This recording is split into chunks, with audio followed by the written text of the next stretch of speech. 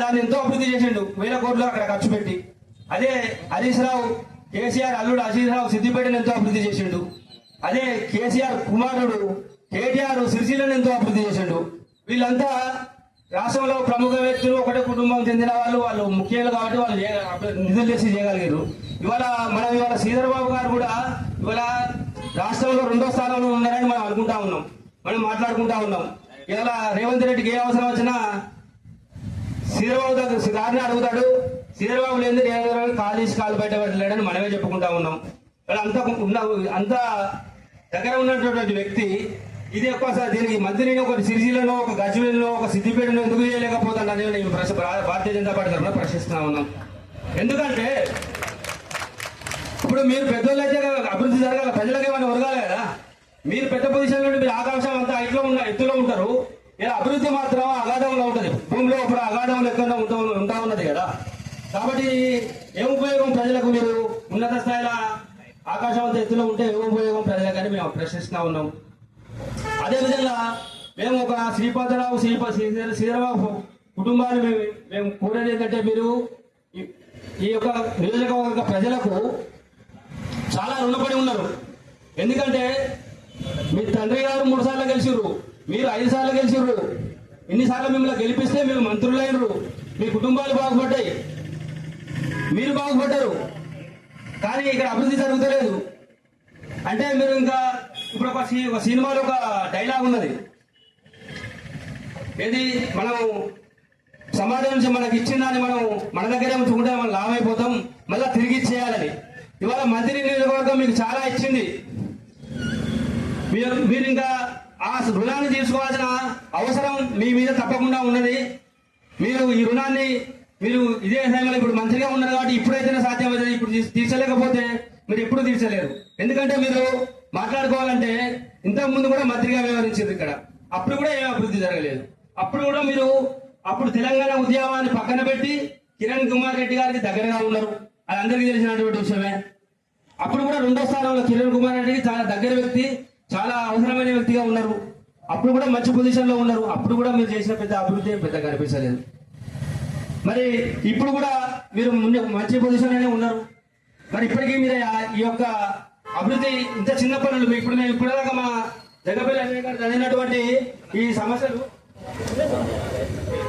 జంగపల్లి అజయ్ గారు మీరు చదివినట్టు సమస్యలు ఏమైతే ఉన్నాయో ఇవి చాలా చిన్న సమస్యలు, మీ స్థాయికి చాలా చిన్న సమస్యలు. నిజం చెప్పాలంటే మీరు తలుచుకుంటే ఒక మండలానికి 50 కోట్లు 60 కోట్లు 100 కోట్లు పెట్టగలిగే స్థాయిలో మీరు ఉన్నారు. కానీ పని మాత్రం 5 కోట్ల పని కూడా జరుగుతలేదు. మొన్న మీరు ఎప్పుడో సంవత్సరం కింద ఈ పెంచుకెళ్ళపేట రోడ్డు ప్రకటించారు, 4 కోట్ల మంజూరే అని చెప్పారు. ఇప్పటి వరకు రూపాయి పని మొదలు కాలేదు. మళ్ళీ మొన్న మీ కార్యకర్త మిమ్మల్ని ప్రశ్నించడానికి కాంట్రాక్టర్ ఫోన్ చేస్తే ఆయన వచ్చి ఒక జేసీబీ ఒక రోజు పెట్టి ఫోటో తీసి పేపర్లు తీసుకొని ఫోటో జేసీబీ పట్టుకొని ఇంటికి పోయాడు. ఈ ఆశాస్పదమైన పనులు ఎందుకండి? మీ స్థాయికి తగ్గిన పనులేనా ఇవన్నీ మేము అడుగుతున్నాం. ఈ కాంగ్రెస్ పార్టీకి మీ స్థాయికి తగిన పనులేనా ఇవి? మీరే కదా ప్రకటించారు నిధులు ఇస్తాం నిధులని, 4 కోట్ల నిధులు మంజూరు అని మీరే 1 ఇయర్ అవుతుంది. ఎంఆర్ఓ ఆఫీసు అది ప్రకటించి చాలా రోజులు అవుతుంది. మొన్నప్పుడు మా మట్టి తీసారు. దయచేసి అదన్నా తొందరగా పూర్తి చేయాలి. ఎందుకంటే మాకు కమాన్పూర్ మండల ప్రజలకు అనుభవం ఉన్నది. ఎంపీపీ ఆఫీస్ ఎన్ని సంవత్సరాలు కట్టారు? 18 సంవత్సరాలు కట్టారు. మరి దీన్ని కూడా దయచేసి మనకి 2 సంవత్సరాలు కట్టకూరి కొంచెం తొందరగా కథ చేయాలని మేము కోరుతా ఉన్నాం. ఇలా ముఖ్యంగా కొన్ని విషయాలు మాట్లాడాలంటే ఇప్పుడు కమాన్పూర్ ముఖ్యమైన కొన్ని విషయాలు ముఖ్యమైన కొన్ని మాట్లాడుతుంది. కమాన్పూర్ ఎక్స్ప్రెస్ నుంచి ఇక్కడ వరకు మన టాకీస్ అంటే మీకు వీలైతే జూలపల్లి ఆలస్యంగా వరకు కూడా సెంట్రల్ లైటింగ్ వేయండి. ఏంటి సమస్య? మీరు ఎంత గొప్ప స్థాయిలో ఉన్నారు, మీరు పెద్ద ఆకాశం అంత ఎత్తులున్నారు. మిమ్మల్ని పొగుడుతున్నాం, మిమ్మల్ని పొగుడుతున్నాం. మీరు ఆకాశం అంత ఎత్తులున్నారు. మీ నియోజకవర్గాన్ని అధోపాదాలలో నెట్టగానే అధోపాదాలలో ఉంచగానే మేము కొడతా ఉన్నాం. ఇది మీకు పెద్ద ఈ కోట్లకి ఈ చిన్న పనులు చేసేయడానికి మేము చిన్న పనులు మిమ్మల్ని వాస్తవంగా మీకు స్థాయికి దాకా పనులు మేము అడుగుతున్నాం. మా కమాన్పూర్ మండలం నుంచి మీ స్థాయికి దాకా పనులు కాదు ఇవి. ఇంకా మీరు తలుచుకుంటే ఇంకా పెద్ద ఎందుకంటే అభివృద్ధి అనే దానికి ఒక కులమానం అనేది ఉండదు, ఎంతైనా చేసుకుంటూ పోవచ్చు. మన యూరోప్ కంట్రీస్ అమెరికాలో పోతే గ్రామాలు కూడా ఏ స్థాయిలో ఉంటాయో మీ అందరికి తెలిసిన విషయమే. కాబట్టి ఎంత దూరమైనా నువ్వు అభివృద్ధి చేసుకుంటూ పోవచ్చు. మేము అడిగేది సాధారణమైన కంపల్సరీ చేయాల్సిన పనులు ఇవి. మేము హైఫై అభివృద్ధి గురించి అడుగుతలేము. ఇంకా ఈ ముందుగా ఇవి చేసినాక వాటి దగ్గరికి పోదాం మనం అట్లా. కాబట్టి సెంట్రల్ లైటింగ్ కమాన్ ఒక మండల కేంద్రంలో కూడా లైటింగ్ ఇంత అధ్వానంగా ఉంటుందా అండి? చెప్పండి ఒకసారి, మీరు ఆలోచించండి. మండల కేంద్రాల షాపులలో లైట్లు పని చేస్తే మొత్తం చిమ్మ చీకటి. ఈ లైట్లు అరేంజ్ చేసే పరిస్థితి లేకపోతే ఎట్లా?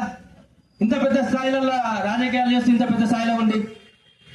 అదే స్థానిక ఆరోగ్య కేంద్రంలో ఎప్పటి నుంచో ఒక డిమాండ్ ఉన్నది, అందులో వాణిజ్య సముదాయం కట్టాలని. ఎందుకంటే అది వాళ్ళు ముందుకి కట్టుకొని అది చూడడానికి కూడా అంత బాగాలేదు. ఒకవేళ అది కట్టేది ఉంటే వాళ్ళు షాపింగ్ వాళ్ళు అక్కడ ఉన్న వాళ్ళు బిజినెస్ మంచిగా డెవలప్ అయితే చూడడానికి బాగుండదు. అది ఎప్పటి నుంచో మనం కోరుతా ఉన్నాం. అప్పుడు 10 సంవత్సరాలలో టీఆర్ఎస్ చేస్తా అని వాళ్ళు చేయలేదు, వాళ్ళు చేతులు ఎత్తేసారు. ఇప్పుడు అదే పరిస్థితి. ఇప్పుడు మీరు వచ్చి 2 years అవుతుంది, కట్టడి మట్టి తీసి అటు పోసింది లేదు, ఇటు పోసింది లేదు.